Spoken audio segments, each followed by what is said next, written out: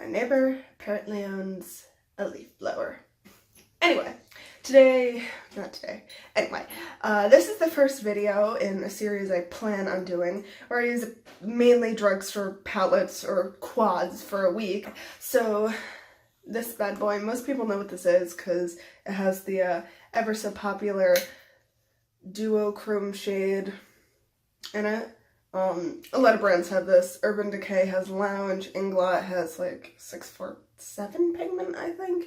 Anyway, it's basically just a green/blue sparkle thing with a red base.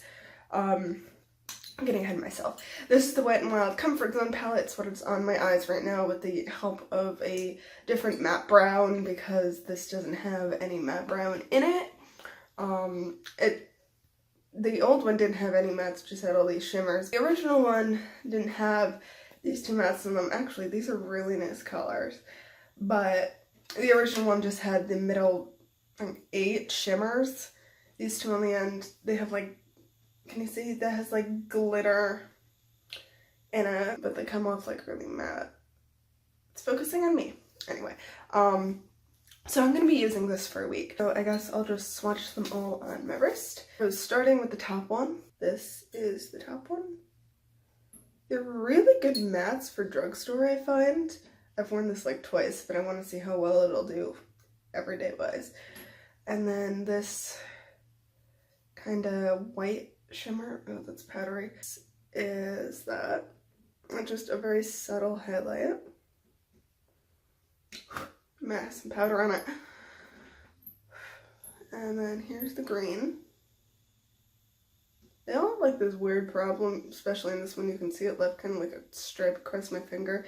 They're kind of powdery, but they're nicely pigmented, so I can give it a pass. It's the green.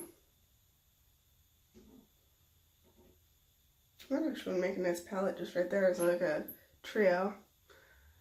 And now this kind of like taupey shimmery brown. It's again the line problem. Here's that.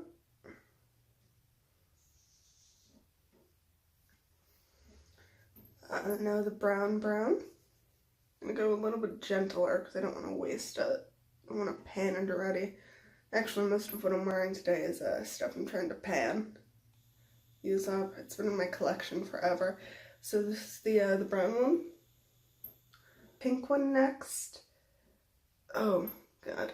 This one especially has a lot of powdery problem. Like, I think maybe they're just not pressed hard enough. Just the pink. Comes off kind of brownish. Here is going to be the duochrome. It's actually very pretty. This is the duochrome. You can see how it has like the greenish blue and then the red shift. I've actually I've actually wanted a shade like this since Ipsy put Urban Decay's Lounge, just like a little sample, into one of their Ipsy bags like a June or 2 ago. And I wanted it so bad, but I got a Fireball instead, which is the other sample. So now I have this. And it is very pretty. It's actually what I'm wearing underneath my lash line. But the thing is, when it's just a thin line like this, it comes off more red than green. But I find you can see that right there. Right there. And now I'm just going to continue on this arm. I have enough space. This is the brown right there.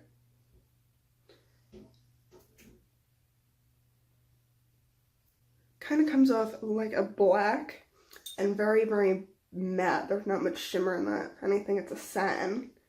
This one, no. And this one right here is a green. It's very, very dark. And you can see next to each other, this one is a lot more brown. And then the N one. This is actually a really, really, really nice reddish shade. Needs another go around. So, there's that. And so actually, on my arm, they do look a lot different. Not like a lot.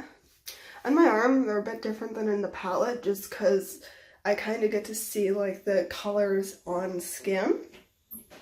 But these are all they're kind of washed out because of the lamp I use, but it's a really beautiful palette. I want to see if I can get away with, no, it's really, what are words? Anyway,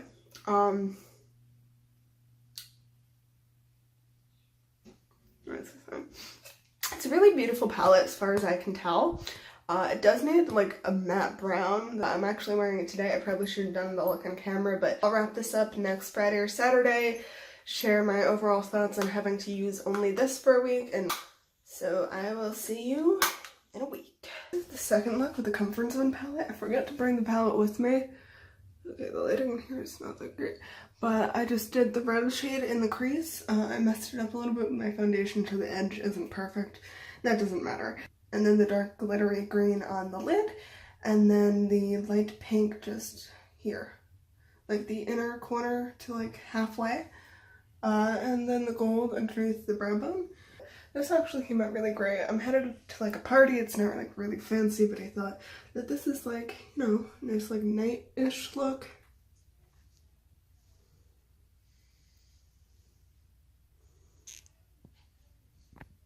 Today is Monday, and this is my eyeshadow look for the day. I don't really want to get like all up in the camera's business, but what I did for today is I used the reddish transition shade just like as my crease, just like all up in here, and then I used the kind of like yellowy white as my brow bone, and then a little bit of the dark green with glitter smudged on the lower lash line with a little bit of this like gray taupe shade smudged over it.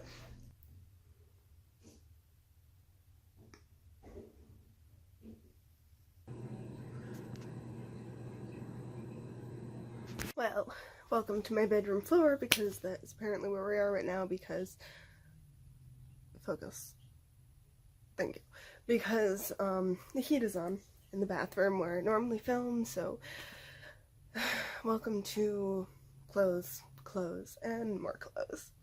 Like, there's so much clothes in here, it's nuts. Oh, and shoes. So this is the wrap up to me wearing Wet n Wild Comfort Zone for a week. I'm going to share my thoughts, some insights, what I think is good and bad. So first off, the mattes. This orangey one and this reddish one. There's powder that will, no, well, you can't say, but, well, there's powder that will, like, accumulate in the pan when you brush it, on both of these. So they are very powdery. If you just, like, tap off your brush, it takes care of that.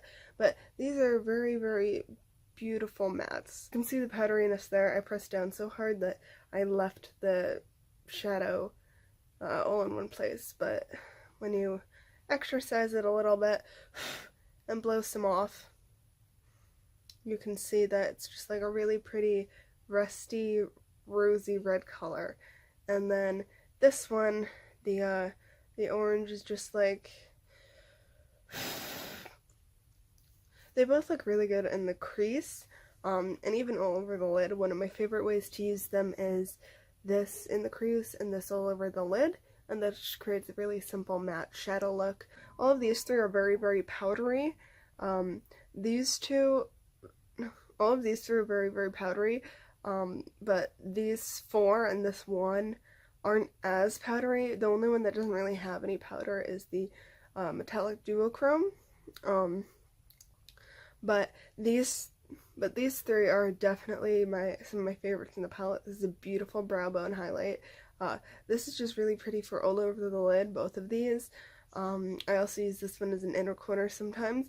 These two are iffy because they're really dark, and you can see, focus, you can't, but you can see how they're kind of glittery. The glitter doesn't really show up. The glitter doesn't really show up, and they end up kind of like this weird, not like matte, but like I don't know, they're just like slightly patchy and they kind of feel like a little bit out of place in the palette, seeing as they're very overpowering and much more pigmented than the other ones. And this green is my least favorite.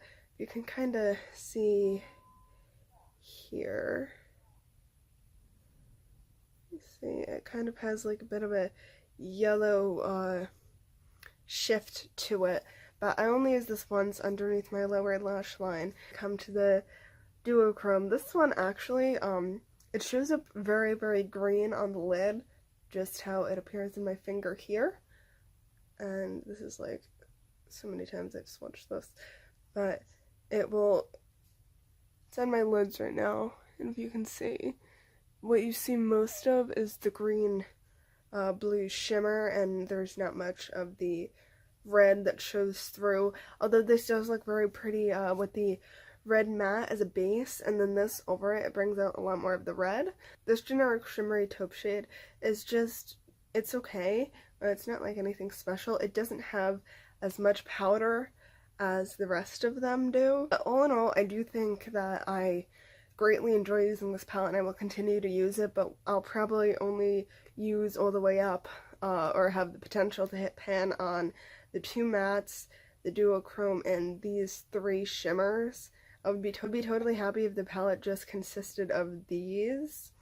I kind of find the darker ones really overpowering, and these 2 are just not the prettiest or the best, but I really do enjoy the mattes and the duochrome and these 3 shimmers, and I think they're great. I would buy the palette just for them. Creasing wise, it didn't crease too much. I used various primers. I used the Wet n Wild one. It came with a little sample size tube that was bundled with this. One thing that I would add is a neutral like cream or white shade, just like a matte one to set the entire lid, because I found myself having to dip into face powder, and while everybody probably owns a face powder, it's kind of inconvenient to have to do that, seeing as you can't really set your lid with this because it's shimmery or this because it is a bright muted orange kind of thing. Cantaloupe maybe? Is that a cantaloupe? But all in all, I do think that you should, if you were considering this, you should definitely get it. If you had your eye on it just because the duochrome shade, it's totally worth it. The duochrome shade, even if you bought the palette just for it, is much less expensive than something like that's the same, like Lounge for Urban Decay, or the one shade from the Natasha Denona Star palette, which is exactly the same. I do think that this is an incredible deal, and that the eyeshadows in this are really, really nice. The mattes are surprisingly pigmented, easy to blend, and high quality for the drugstore. And this is like under $10. It's one of the best palettes that I've tried from the drugstore. Well, that's it for now. Bye!